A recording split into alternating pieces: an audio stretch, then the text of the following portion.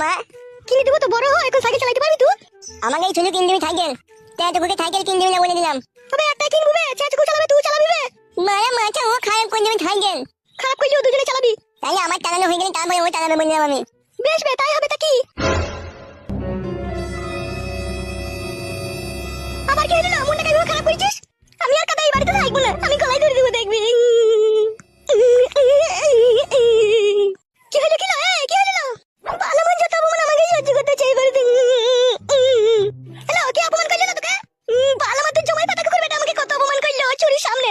Hello, তো তোমাকে ডাকলি না, আমি দাঁড়িয়ে বসে আছি।